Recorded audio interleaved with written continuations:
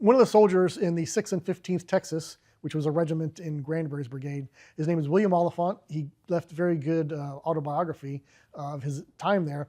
But he was serving there in the ravine on the Confederate side. And he says that, and this is actually one of my favorite stories when I'm doing tours, because it's very much a, this happened here. We know pretty much where this happened, so you can go onto the park and say, you tell the story, this is what happened right here. But so William Oliphant, he's defending the line, and when the second attack happened, the Union attack happened under William Gibson, one of the regiments was an Indiana regiment. It was the 32nd Indiana. Now, they charged up to them, and you might ask, well, how did he know it was from Indiana?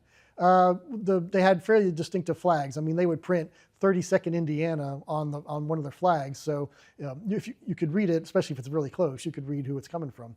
And the 32nd Indiana is the only Indiana regiment in Wood's division, so we know, who that regiment was. But anyway, so the Union Army, when they're charging Oliphant and his regiment, they get close, and all of the color bearers get shot down in front of their regiment.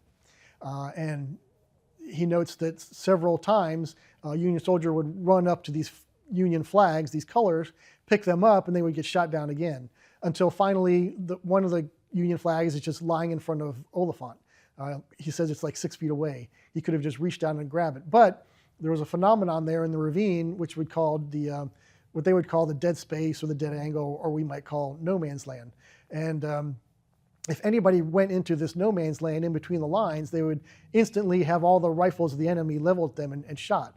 So that would happen frequently a lot. The Union an officer would get a company together and try to launch an attack across this space. But when they got into space, they would all get shot down. So Oliphant kind of instinctively knew that if he ran out there to get this flag, he would probably get shot and killed. So he was thinking, well, I'm just going to wait for the end of the battle, and then I'm going to hop out there, get that flag, and maybe I'll get mentioned in a report, and maybe I can get a promotion, because things like that happen. That was how you showed that you were brave, and you got mentioned and even promoted. But as the battle was waning, a Union soldier jumped up, ran in between this space, picked up this flag, and Oliphant was expecting him to run back to his lines. But he stood there, planted his feet, and then started waving his flag in the faces of the Confederate soldiers there, not 10 feet away, 6 feet away. And everybody started pointing their guns at him, but then some voice out there cried, "Don't shoot, he's too brave." So everybody all the Confederates kind of put their rifles down, and the Union soldier with his flag was able to turn around and march off. So that's a small example of chivalry during the Civil War. Yes, of course, a lot of it was brutality, but sometimes there was also kindness and chivalry as well. And it happens just when you don't expect it. And what's also very interesting about this flag is one of those weird coincidences, or multiple coincidences, in the war.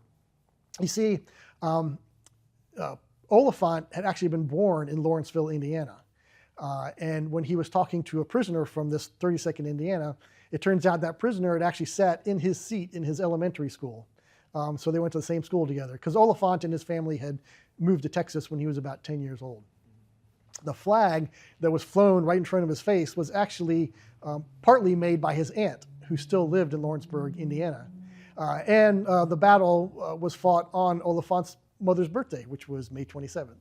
So you've got these three coincidences that are just happening at once. And just one of those weird things that happens during the Civil War, but it makes for a nice, good story.